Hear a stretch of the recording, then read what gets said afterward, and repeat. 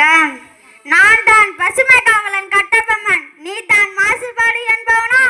மாசுபாட்டை கண்டேன், அதனால் நான் வந்தேன்.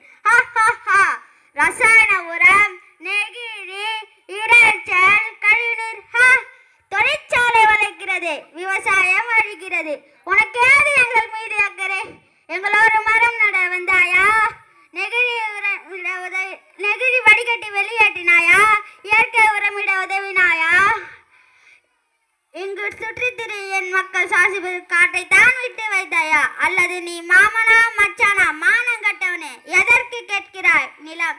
யாரை கேட்கிறாய் உயிர்? போரடித்து நெற்கு வைக்கும் இயற்கை உரம் உழவர்